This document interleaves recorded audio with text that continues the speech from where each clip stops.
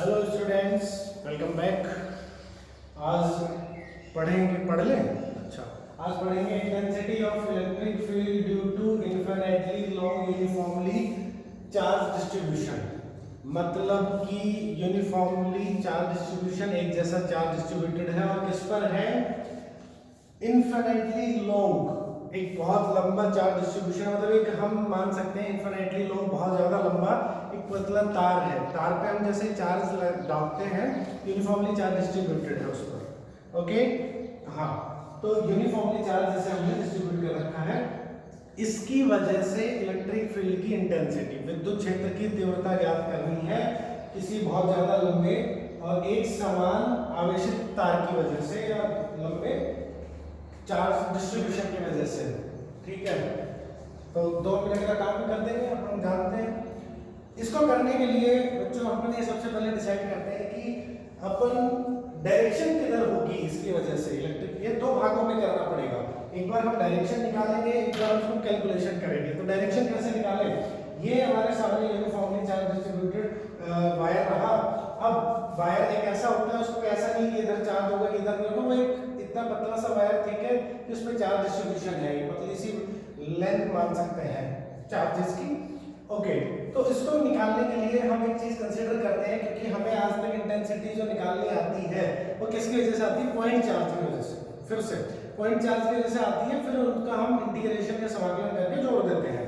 तो मैं ये डिसाइड करता हूं कि यहां पर मैंने एक छोटा सा लाइन सेगमेंट, एक छोटा सा कह सकते हैं कि लाइन का टुकड़ा, इस चार्ज का टुकड़ा लिया, उसका नाम दे दिया A1। ओके, और एक लाइन का टुकड़ा हमने लिया यहां पर सेम साइज का, दैट इज A2। ये लाइन सेगमेंट हो गया, ठीक है। A1 और A2 दो छोटे छोटे टुकड़े ले लिए हमने। तो इन दोनों टुकड़ों पर चार्ज जो होगा, चार्ज का अमाउंट सेम होगा कि अलग अलग होगा? तो आंसर सेम होगा, बिकॉज यूनिफॉर्मली चार्ज डिस्ट्रीब्यूटेड है और हमने ये माना हुआ है कि जो लैम्डा है इस चार्ज की डेंसिटी है, लीनियर चार्ज डेंसिटी हमने पढ़ा हुआ है, रैखिक आवेश घनत्व लैम्डा है। ठीक है, तो लैम्डा इसका डेंसिटी मान ली। तो अब देखो, इसकी अगर लेंथ छोटी इतनी है L मान लो, तो उस पे लैम्डा L चार्ज होगा, तो इस पे भी कितना होगा? लैम्डा L होगा, तो सेम होंगे। अब इनके दोनों के बीचों बीच इनका एक मिड पॉइंट का नाम दे दो, दैट इज O। इस पॉइंट का नाम दे दिया O। इस पॉइंट से मैंने एक, ये हम अपनी मर्जी से कर रहे हैं, अभी समझ में आएगा क्यों। इस पॉइंट से कोई r डिस्टेंस पर, दिस इज r डिस्टेंस, यहां पर एक पॉइंट परपेंडिकुलरली r डिस्टेंस मानी मैंने, और यहां पर एक पॉइंट है P। इस पॉइंट पर मुझे कैलकुलेट करना है इलेक्ट्रिक फील्ड की इंटेंसिटी, राइट। तो देखिए, ये यहां पर जो चार्ज है इसकी वजह से यहां पर इंटेंसिटी ये ऐसा इस डायरेक्शन में होगी। सिमिलरली इस चार्ज की वजह से इंटेंसिटी आंसर इस डायरेक्शन में होगी। ओके, चार्ज यहां पर जो है उसका नाम अपन डेल्टा क्यू लिख देते हैं। छोटा सा चार्ज होगा, यहां पर भी क्या होगा? डेल्टा क्यू चार्ज होगा। उस चार्ज की वजह से यहां पर जो इंटेंसिटी आएगी उसका नाम दे देते हैं, इसको DE लिख देते हैं, डेल्टा लिख दो या D लिख दो, और इसको भी लिख दो DE। अच्छा, सेम होगी क्या? हाँ, ये देखिए, ये डिस्टेंस सेम है, ये डिस्टेंस सेम है, ये डिस्टेंस, तो ये वाली ट्रायंगल की साइड भी क्या होंगी? आपस में सेम होंगी। सेम डिस्टेंस है, चार्ज सेम है, इसकी वजह से यहाँ जो इंटेंसिटी होगी, सिमिलरली इसकी वजह से भी यहाँ वही इंटेंसिटी होगी, क्योंकि चार्ज सेम है, डिस्टेंस सेम है। Okay, suppose if this angle is let us से थीटा या अल्फा, कुछ भी मान सकते हैं, ये भी कितना होगा? आंसर है थीटा होगा, बिकॉज एंगल जो ट्रायंगल है दोनों हम देख पा रहे हैं सेम है। अब देखिए, इस लाइन को मैं थोड़ा सा सेगमेंट को आगे बढ़ा देता हूँ। तो ये एंगल थीटा है, तो ये भी थीटा होगा, इसके सामने ये एंगल थीटा है, तो थीटा होगा। एकांतर या जो भी हम कहते हैं एंगल्स को, ये पॉइंट P है। अब देखिए, इस DE की, इस ऊपर वाले DE का अगर मैं कंपोनेंट एक लाइन में ऐसे ही बना देता हूँ परपेंडिकुलरली, ये तो देखो हमने एक लाइन ऐसी हॉरिजॉन्टल, एक परपेंडिकुलर, क्षैतिज और ऊर्ध्वाधर दो लाइन बना दी। अब देखिए, इस DE का दो कंपोनेंट बना सकते हैं, क्योंकि कंपोनेंट हमेशा 90 डिग्री के बीच में टूटते हैं। तो DE का इधर कंपोनेंट क्या आएगा? तो आंसर है DE cos थीटा। ऊपर क्या आएगा? DE sin theta. कंपोनेंट के तो मास्टर है अपन बनाने में, 11th क्लास में सीखा हुआ। इधर क्या आएगा भाई, DE का इधर क्या आएगा, इधर आएगा DE cos थीटा, नीचे इसका कंपोनेंट नीचे वाले DE का, तो भाई DE sin थीटा, ठीक है, ओके।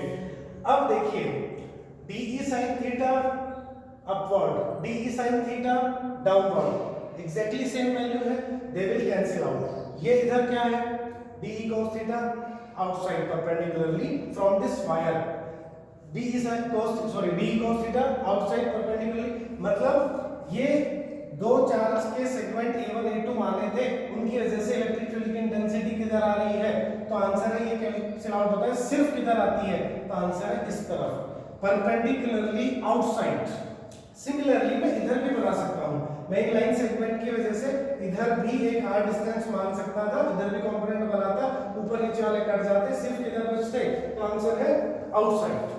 तो परपेंडिकुलरली मतलब लंबवत हमेशा बाहर की ओर ही इसका कंपोनेंट बचेगा, तो मतलब विद्युत क्षेत्र की तीव्रता इंटेंसिटी हमेशा किधर मिलेगी मुझे, तो आंसर है इस वायर के परपेंडिकुलरली आउटसाइड मिलेगी मुझे। अच्छा, अब ये तो हमने इन दोनों को सोचा सर जी, आगे और सोचे, यहाँ सोच लो, ये छोटा सा लाइन सेगमेंट यहाँ सोचा, तो यहाँ इधर भी तो होगा, और ऊपर सोचा तो यहाँ भी होगा, तो उसकी वजह से इंटेंसिटी होगी, इसकी वजह से भी होगी। हमेशा दोनों के जो वर्टिकल कंपोनेंट्स है, मतलब ऊर्ध्वाधर कंपोनेंट्स है, वो हमेशा कैंसिल आउट होंगे, सिर्फ क्या बचेंगे, हॉरिजॉन्टल या क्षैतिज। तो सिर्फ हमेशा पूरे डिस्ट्रीब्यूशन की वजह से नेट इलेक्ट्रिक फील्ड की इंटेंसिटी हमें ये मिलती जाएगी जो आउटसाइड होगी, हमेशा ये ऊपर नीचे करते जाएंगे। समझ में आ रही है कि नहीं आ रही बात? यस, यहां से हमने एक चीज समझ में आई, क्या समझ में आई कि हमेशा डायरेक्शन किधर होगी, वो हमेशा इधर होगी, ये हमारी कैलकुलेशन है। अभी तक सिर्फ किसकी, डायरेक्शन की। अब होगा कितना इंटेंसिटी, वो हमें कैलकुलेट करना पड़ेगा।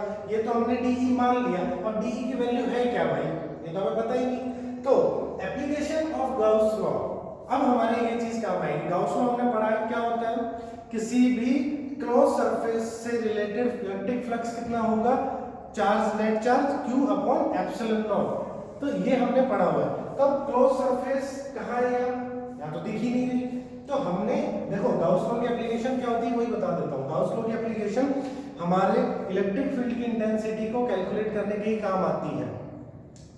कैसे कैलकुलेट करते हैं, तो देखो हम लोग क्या करते हैं, जहां भी कोई चार्ज डिस्ट्रीब्यूशन दिया होगा, क्योंकि पॉइंट चार्ज की वजह से तो हमें फॉर्मूला आता है इलेक्ट्रिक फील्ड इंटेंसिटी निकालना, फोर्स अपॉन चार्ज का डिवाइड कर देते हैं फोर्स में।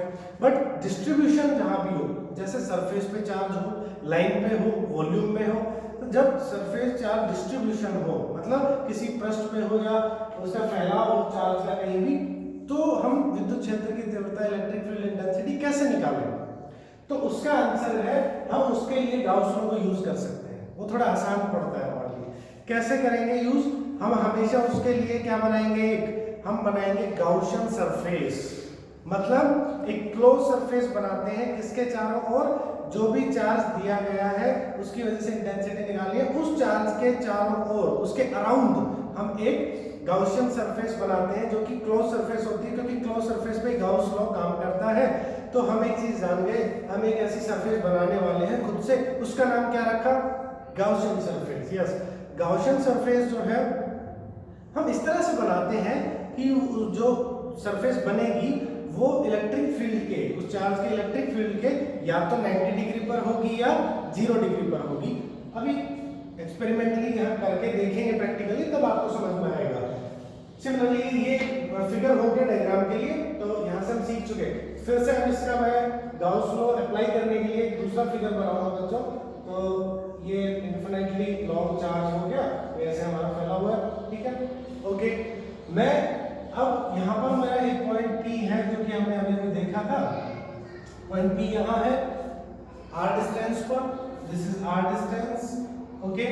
तो अब मैं यहाँ पर एक गाउसियन सरफेस बनाने वाला हूँ, तो मैं एक गाउसियन सरफेस ऐसे बनाऊंगा, इलेक्ट्रिक फील्ड कहाँ है, तो आंसर है हमेशा परपेंडिकुलरली आउटसाइड, ऐसे इस वायर के या तो उधर या इधर या पीछे, मतलब चारों ओर परपेंडिकुलरली आउटसाइड, ये दिमाग में रखें। ये कहां से पता लग चुका है, कि यहां से, कि हमने पता लगा लिया।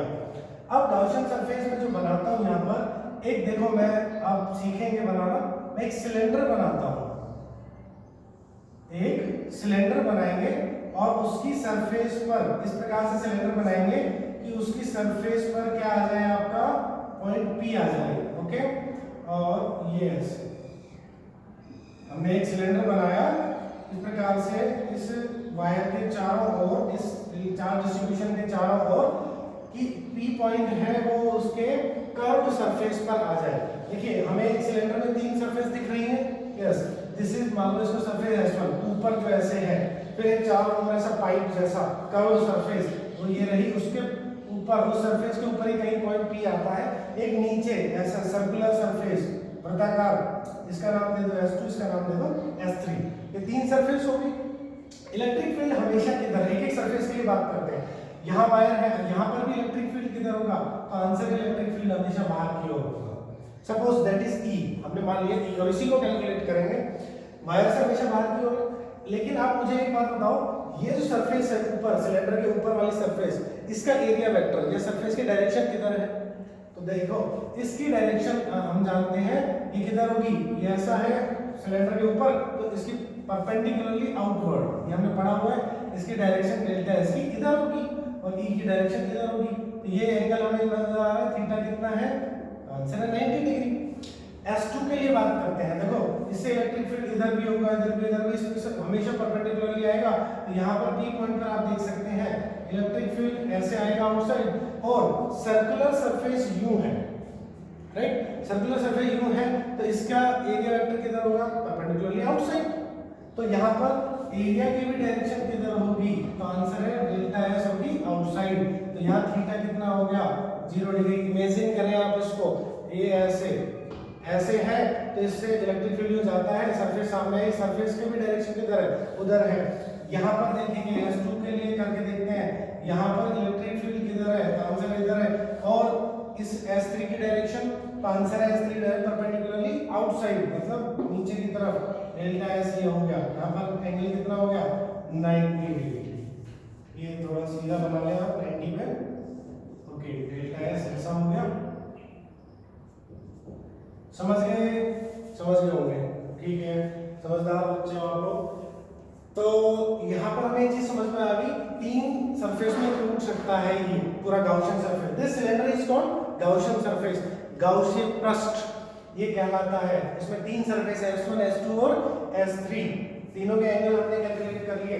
सपोज हमने मान लिया कि इसकी लेंथ है L, ओके, और ये चार्ज इस पर ऐसे डिस्ट्रीब्यूटेड है वायर पर, ठीक है, और इसकी डेंसिटी जो है, लीनियर चार्ज डेंसिटी लैम्डा है। ओके, अब यहाँ इसको मैं मिटा देता हूँ, नोट की क्या ही करोगे इसमें, है ना बच्चों। चलो अब क्या होगा, अब हम इसको कैलकुलेशन करेंगे, ठीक है। कैलकुलेशन के लिए गॉस लॉ हम लगा सकते हैं, बिल्कुल लगा सकते हैं, क्लोज सरफेस है। तो देखिए हम जानते हैं किसी भी क्लोज सरफेस से रिलेटेड जो इलेक्ट्रिक फ्लक्स होता है, जो हमने ऑलरेडी इलेक्ट्रिक फ्लक्स में पढ़ा था, वो इंटीग्रेशन होता है क्लोज सरफेस का E dot delta S, E dot delta S क्या इंटीग्रेशन हमने पढ़ा था, छोटे से एरिया डेल्टा S से इतना इलेक्ट्रिक फ्लक्स, तो टोटल क्लोज सरफेस से, तो आंसर है कितना इलेक्ट्रिक फ्लक्स, ये इसका फॉर्मूला होता है। बट फ्रॉम गाउस लॉ की क्या कहता है, कितना इलेक्ट्रिक फ्लक्स होता है, तो आंसर है ये कहता है क्लोज सरफेस से रिलेटेड फ्लक्स होता है Q अपॉन एप्सिलॉन नॉट। तो ये एक इक्वेशन है, ये एक इक्वेशन 2 है, दोनों से हम क्या कैलकुलेट कर सकते हैं कि integration of E dot delta S is equals to surface से रिलेटेड है इसलिए S Q upon epsilon naught. What is this Q, net charge, कहां, इनसाइड द गाउसियन सरफेस, यही तो कहता है गाउस लॉ, ठीक है। यहाँ पर अब इसको कैलकुलेशन के लिए आगे बढ़ते हैं। देखिए देयर आर 3 सरफेस, हमें लिखेंगे there are 3 surface in this cylinder, कौन कौन सी है, S1, S2 एंड S3। तो हम इस कंप्लीट पूरे के पूरे बंद सिलेंडर को 3 भागों में तोड़ सकते हैं, एक ये हो गई, एक ये कर्व्ड मतलब वक्राकार, एक वृत्ताकार, मतलब 2 तो सर्कुलर है, एक कर्व्ड सरफेस है, 3 भागों में तोड़ सकते हैं इस इंटीग्रेशन को। तो अगर मैं इसको 3 भागों में तोड़ता हूं, कैसे लिखेंगे बच्चों, S1 E dot delta S plus S2 E dot delta S plus S3 E dot delta S equals to Q upon epsilon naught. I guess ये समझ में आएगा। पूरे क्लोज, अब मैंने क्लोज नहीं लगाया क्योंकि ये तीनों सरफेस अलग अलग हैं, मिलकर क्लोज बनाती हैं, इसलिए अलग अलग लिख दिया। इनका फॉर्मूला हम एक चीज और जानते हैं, आप इसको अगर एक्सटेंड करके लिखते हैं तो क्या आएगा, E delta S cos theta. तो यहाँ पर अपन लिख लेते हैं ये आ जाएगा S1 E delta S cos। अब देखो S1 के लिए cos थीटा कितना है 90 डिग्री प्लस S2 के लिए E डेल्टा S और S2 के लिए theta 0 degree cos 0 actually cos 0 plus S3 E delta S cos 90 फिर से 90। तो थीटा देखो ये डॉट प्रोडक्ट था, हम जानते हैं फ्लक्स को ये भी लिख सकते हैं E delta S cos theta, तो मैंने इस टाइप नहीं लिखा। तो थीटा की जगह सीधा जो एंगल है अवेलेबल वो लिख देंगे। तो cos 90 क्या होता है, ये हो गया 0, ये क्या बचा, ये एज इट इज बचा S2 E delta S cos 0। cos 0 को क्या लिखते हैं, आंसर 1, ये 1 आ गया प्लस वो क्या बन जाएगा 0, इसके इक्वल में क्या है Q अपॉन एप्सिलॉन नॉट। ये डायग्राम फॉलो कर लेना थोड़ा, तो ये आ जाएगा Q अपॉन एप्सिलॉन नॉट। तो फाइनली मेरे पास क्या बचा है S2 E delta S equals to Q upon epsilon naught. E जो है देखो E की वैल्यू हमेशा क्या रहेगी, कांस्टेंट रहेगी, क्योंकि हमेशा इधर क्योंकि डिस्टेंस जो है हमने r ली है, यहाँ से r डिस्टेंस पर जो है r चेंज नहीं हो रहा, तो E और यहाँ पर देखो इंटीग्रेशन में डेल्टा S इंटीग्रेशन किसके रेस्पेक्ट में कर रहा हूँ, तो answer S2। What is S2? S2 का मतलब है surface area of surface S2, कितना एरिया होगा उसका, तो आंसर है देखिए कंप्लीट एक सिलेंडर का कंप्लीट सरफेस एरिया क्या होता है 2 pi r into r plus h। तो देखो 2 पाई r स्क्वायर, पाई r स्क्वायर ये पाई r स्क्वायर ये तो लेना ही नहीं है, सिर्फ s2 का लेना है, तो कितना बचेगा, that will be 2 pi r h, 2 pi r into h, h क्या है इसकी हाइट, तो यहाँ पर हमने हाइट की जगह क्या लिया है l। तो फिलहाल हम यहाँ इस एरिया को क्या लिख देंगे E into 2 pi r l equals to Q upon epsilon naught. Okay, अब Q हमें नहीं पता, what is the Q? Q Gauss law के अकॉर्डिंग क्या होता है, गाउसियन सरफेस के अंदर आने वाला चार्ज। देखो ये गाउसियन सरफेस ली हमने, इसके अंदर अंदर जो चार्ज आएगा वही हमारे काम का होता है इलेक्ट्रिक फ्लक्स के लिए, हम जानते हैं गाउसियन सरफेस में तो कितना चार्ज आएगा, तो हमें गिवन है कि इसकी जो लीनियर चार्ज डेंसिटी है प्लस रैखिक आवेश घनत्व है वो है लेम्डा। तो अगर लेम्डा मतलब यूनिट लेंथ पर चार्ज कितना है लेम्डा, तो एल लेंथ पर क्या होगा लेम्डा इनटू एल, ये हम जानते हैं। तो ये क्या आ जाएगा E into 2 pi r l equals to lambda into l upon epsilon naught. Cancel out क्या होता है, l से l कैंसिल आउट हो गया, तो क्या आ गया E equals to lambda upon 2 pi r epsilon naught. ये वैल्यू आ गई lambda upon 2 pi r epsilon naught. अभी इस डायग्राम की हमें जरूरत नहीं है, इसलिए मैं मिटा देता हूँ और यहाँ पर इसको थोड़ा सा आगे लिख लेते हैं। देखो E इक्वल्स टू आया lambda upon 2 pi r epsilon naught, ठीक है। इसको बस थोड़ा मॉडिफाई कर देते हैं, आंसर हमारा रेडी है। मॉडिफाई कैसे कर सकते हैं, 2 से ऊपर मल्टीप्लाई कर दो 2 से नीचे, तो 4 pi epsilon naught into r लिख सकता हूँ उसको, बिल्कुल लिख सकते हैं। 2 मल्टीप्लाई किया नीचे 2 क्या 4 बन गया pi epsilon, 1 upon 4 pi epsilon naught क्या होता है 1 upon 4 pi epsilon naught into 2 lambda upon r, और ये होता है k, तो 2k lambda upon r। This is the electric field intensity due to infinitely long charge. ये देखो l लेंथ पे डिपेंड नहीं कर रहा, ये सिर्फ किस पे डिपेंड करता है, देखो स्मॉल r पर, कि आप उस वायर से कितनी दूर जाते हो उस चार्ज से, ठीक है। और L से L तो कैंसिल आउट हो गया था, इसलिए हमने गाउसियन सरफेस कितनी भी लेंथ की ली हो L कैंसिल आउट हो जाता है। यहाँ देखिए दूसरी चीज डिपेंड करता है लेम्डा पर। What is lambda? Linear charge density, charge कितना डेंसर है, कितनी ज्यादा, अगर ज्यादा चार्ज डेंसिटी होगी तो इलेक्ट्रिक फील्ड भी उसकी वजह से ज्यादा होगा। तो यहाँ से हम एक चीज देख पाते हैं E proportional lambda and E inversely proportional R, मतलब R वर्सेस R था उस लीनियर चार्ज से दूरी, तो दूरी बढ़ाएंगे तो इंटेंसिटी घटेगी, यस। और यहाँ पर लेमडा बढ़ेगा तो इनमें ग्राफ अगर बनाना चाहते हैं तो ई और लेमडा के बीच में ग्राफ आएगा स्ट्रेट लाइन, क्योंकि लेमडा के साथ साथ ई भी बढ़ता है। और ये ग्राफ कैसा आएगा, डिस्टेंस के साथ ये जो है कम होता जाता है electric field. This is all about intensity of electric field due to uniformly charge distribution. ठीक है, ये हमारा टॉपिक था। इसके बाद नेक्स्ट टॉपिक करते हैं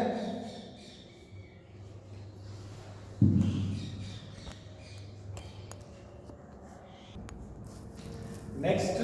दूसरा एप्लीकेशन जो है इसका गाउस लॉ का बच्चों, वो है इंटेंसिटी ऑफ इलेक्ट्रिक फील्ड, वो मैंने शॉर्ट में लिख दिया, due to uniformly charge infrared sheet. देखो यहाँ पे हम दो वर्ड पढ़ने वाले हैं, बहुत ध्यान से समझिए। शीट और प्लेट। शीट का मतलब था परत, प्लेट का मतलब था पट्टी। प्लेट और पट्टी आई मीन शीट और प्लेट में क्या डिफरेंस है। शीट मतलब वेरी थिक, जैसे कागज पेपर होता है वो क्या होता है, शीट। और प्लेट क्या है, प्लेट लाइक पूरा का पूरा हम रजिस्टर लें, उसकी मोटाई होगी कुछ, कांच की प्लेट होती है, कोई भी और प्लेट हो, दैट इज थिकनेस। अगर थिकनेस ज्यादा होती है तो प्लेट होता है बिल्कुल थिन होती है तो क्या होता है, उसको शीट बोलते हैं। तो अब आती है कॉन्सेप्ट कंडक्टिंग और नॉन कंडक्टिंग। ये नेक्स्ट लेक्चर में डिस्कस करूंगा मैं, क्योंकि वहां पर प्लेट भी पढ़ेंगे तो अच्छे समझ में आएगा कि कंडक्टिंग और नॉन कंडक्टिंग में क्या डिफरेंस होगा। तो शीट जो है नॉन कंडक्टिंग शीट की बात करते हैं, मतलब चार्ज इस पर पूरी जगह अच्छे से फैला होता है। तो शीट इतनी पतली होती है कि उस पर चार्ज यहाँ दो पूरा का पूरा चार्ज यूनिफॉर्मली अंदर बाहर सब जगह सेम होता है, बिकॉज वो बहुत थिन होती है और नॉन कंडक्टिंग है। तो अगर मैं और यूनिट इंफ्रारेडली बड़ी है तो मैं अगर बात करता हूँ, ये इंफ्रारेडली लॉन्ग एक शीट है, ठीक है, ये ऐसे यूनिफॉर्मली चार्ज है। शीट आप समझ लें, जब मन में ऐसा समझते रहे, कागज है उस पर चार्ज है। इसकी वजह से मुझे इंटेंसिटी निकालनी है तो इससे आर डिस्टेंस पे क्या निकालनी होगी। तो सिमिलरली फिर वही तरीका यूज करेंगे, पहले डायरेक्शन निकालेंगे। तो सपोज यहाँ पर मैंने एक छोटा सा एरिया सेगमेंट, छोटा सा एरिया, क्योंकि अब शीट है, अब यहाँ पर एरिया लाइन नहीं है, शीट है मतलब सरफेस है। एक छोटा सा सरफेस एरिया A1 सोचा और छोटा सा एक सरफेस एरिया A2 सोचा, दोनों के बीच में एक मिड पॉइंट O सोचा। इस O से ये शीट ऐसे है, देखो इस डायग्राम में ऐसे बनाया हुआ है, इससे r डिस्टेंस पे जा रहे हैं, ये r डिस्टेंस पे पहुंच गए, यहाँ पर P पॉइंट मान लिया, यहाँ पर इंटेंसिटी निकालनी है। तो देखो यहाँ पर एक छोटा सा एरिया लिया, कुछ चार्ज होगा, यहाँ भी एक छोटा सा एरिया लिया, कुछ चार्ज होगा, दोनों सेम होंगे, आंसर है सेम होंगे। जितना एरिया ये है उतना एरिया ये, और दोनों का ही जो सरफेस चार्ज डेंसिटी है, पृष्ठीय आवेश घनत्व है, वो सेम है। उसको देखो हम अल्फा भी मानते हैं और कई जगह सिग्मा भी मानते हैं, दोनों ही अलग अलग, कुछ कुछ बुक्स में अल्फा नहीं सिग्मा है, तो we can take anything, sigma भी ले सकते हैं। तो ये हम पहले पढ़ चुके हैं सरफेस चार्ज डेंसिटी। यहाँ इसकी वजह से जो इंटेंसिटी होगी वो ऐसे होगी, और इसकी वजह से इंटेंसिटी इस पॉइंट पर ये ऐसे हो गई। तो ये फिर से हम जानते हैं छोटा सा एरिया तो इंटेंसिटी भी छोटी सी, नाम ले दिया डी हो जाएगी। ये एंगल अगर थीटा है तो ये एंगल भी थीटा हो जाएगा, तो ये भी फिर थीटा हो जाएगा। तो इनके कंपोनेंट अगर बनाना चाहें तो ये क्या बनेगा, डी साइन थीटा, यहाँ बनेगा डी साइन थीटा, ये D cos theta, D cos theta. ये सेम प्रोसेस है, बस चार्ज यहाँ पर लीनियर ना होकर एरिया वाली बात तो वही है, ठीक है। ये आप इसको मिला सकते हैं चाहे इससे। This is distance r। तो हमने फिर से क्या देखा कि जो डी साइन थीटा है, मतलब वर्टिकल कंपोनेंट्स है, ऊर्ध्वाधर घटक जो है वो क्या करेंगे, एक दूसरे को निरस्त करेंगे, कैंसिल आउट करेंगे। नेट इंटेंसिटी इस शीट की वजह से किधर आएगी, तो आंसर है परपेंडिकुलरली आउटसाइड, राइट। इसी तरह से इधर भी डायग्राम बना सकते थे इसके शीट के पीछे, तो भी वहां परपेंडिकुलरली आउटसाइड आएगी। तो अगर कोई शीट रखी है उसकी वजह से चार्ज डिस्ट्रीब्यूशन होता है वो ऐसे होता है पूरे पर, और उसकी वजह से डायरेक्शन किधर आती है, उससे perpendicularly outside. This is the diagram for direction. अब हम आगे डिस्कस करते हैं कैलकुलेशन कैसे हो। तो कैलकुलेशन के लिए हमें क्या यूज करना है, तो answer Gauss law. Gauss law के लिए क्या बनानी पड़ेगी, गाउसियन सरफेस। तो देखिए ये शीट हो गई हमारी, ठीक है, ये ऐसे रखी हुई है, ये प्लस चार्ज है, इस पे यूनिफॉर्मली एक जैसा चार्ज डिस्ट्रीब्यूटेड है। अब देखिए मैंने एक चीज सोची कि इस प्रकार से मैं अगर बनाता हूं तो मेरे सामने प्रॉब्लम ये आती है कि वो इसको पूरा इन्फिनिटली लॉन्ग है, तो इन्फिनिटली लॉन्ग सिलेंडर मैं कैसे बना सकता हूं, आई कैन। तो मैंने सोचा कि एक सिलेंडर अपन इस प्रकार से बना सकते हैं, यहाँ पर एक पॉइंट है जिसको हमें कैलकुलेट करना है r डिस्टेंस पर, ये एक सर्कुलर पार्ट पे आ जाए सिलेंडर के और सिलेंडर को हम बना दें ऐसा, इसमें से पास होते हुए और पीछे भी ऐसे, उसकी डिस्टेंस जो लेंथ होगी ये ऐसे इधर, अगर इसका r है ये भी r होगा इसके पीछे, मतलब 2r लेंथ का हमने एक सिलेंडर बना दिया। वही हमने इधर भी क्यों बनाया, बिकॉज ऑफ एक शीट है, इसके दोनों फेसेस हैं हमारे सामने चार्ज के, चार्ज इधर भी होता है, मतलब हमें दोनों साइड से चार्ज दिखेगा शीट पे, वो कितनी पतली है, यूनिफॉर्मली चार्ज फैला हुआ है। तो देखिए, और हमने जो मान लिया ये बीच में ऐसा मान लिया, ये ठीक है, पूरा आर पार है ऐसे, ठीक है बच्चों, शीट ऐसे रखी हुई है और इसके अंदर से ये ऐसा है, आपको आइडिया समझ में आ रहा होगा, ठीक है। ये इस प्रकार से सिलेंडर है, सिलेंडर का जो सरफेस एरिया है, सपोज ये हम बोलते हैं सरफेस एरिया, बोले तो अनुप्रस्थ काट कहते हैं, क्रॉस सेक्शनल एरिया कहते हैं, जो क्रॉस सेक्शनल एरिया है उसको मान लिया लेट अस से S, इसका क्रॉस सेक्शन एरिया जो है वो S है। ओके, अब फिर से हमारे सामने जो सिचुएशन है वो तीन सरफेस है हमारे पास। पहला नंबर मान लेते हैं इसको, दिस इज S1, बीच वाली S2 जो ऐसे पूरी सिलेंड्रिकल है, लास्ट वाली को S3। इलेक्ट्रिक फील्ड की इंटेंसिटी किधर होगी, यहाँ पहले इसके S1 की डायरेक्शन, ये ऐसा है सर्कल आउटसाइड, ये डेल्टा S की डायरेक्शन, और इलेक्ट्रिक फील्ड भी किधर होगा, आंसर इधर ही होगा, तो थीटा क्या हो गया, 0 हो गया।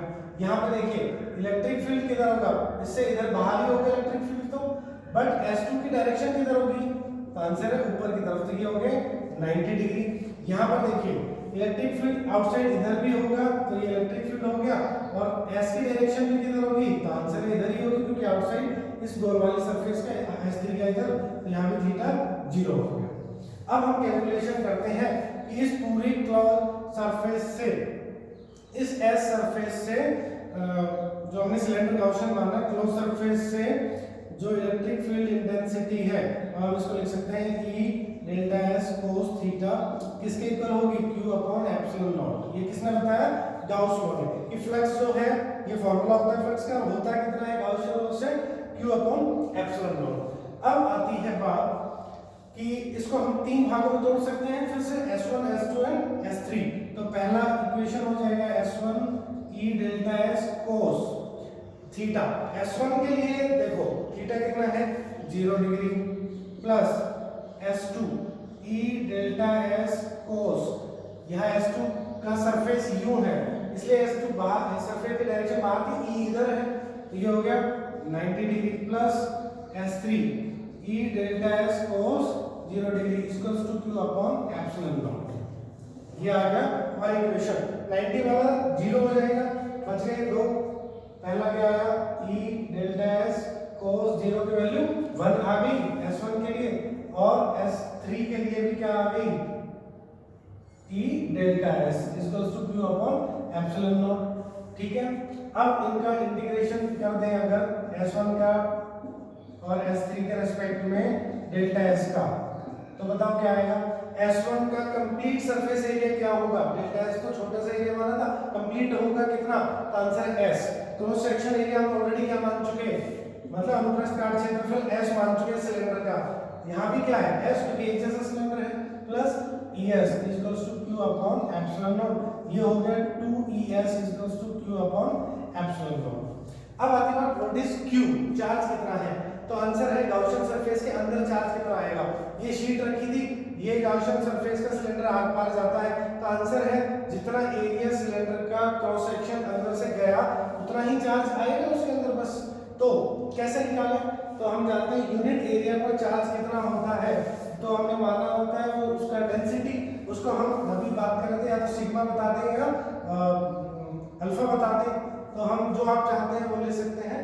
तो सपोज हमने सिग्मा ले लिया तो 2, फिर से अल्फा भी ले सकते हैं, कुछ नोट्स में अल्फा लिखा है हमने, 2ES इक्वल टू क्यू की वैल्यू क्या आएगी, तो ये क्रॉस सेक्शन एरिया कितना है इसका S, तो सिग्मा इनटू S, ये इसका चार्ज की वैल्यू आ गई, S से S कैंसिल हो गया, E की वैल्यू क्या आ गई सिग्मा अपॉन 2 एप्सिलॉन नॉट। देखिए ये आपको डायरेक्शन में बता के परपेंडिकुलर से इतनी वैल्यू आती है sigma upon epsilon not. It does not depend on R। देखिए ये R पे डिपेंड नहीं कर रहा है, आपके सामने क्लियर है, और सिग्मा पर डिपेंड करता है, जितनी ज्यादा डेंसिटी होगी उतना ही ज्यादा इलेक्ट्रिक फील्ड होगा। तो we can understand it, sigma पे डायरेक्टली प्रोपोर्शनल है। कल हम आगे और डिस्कस करेंगे।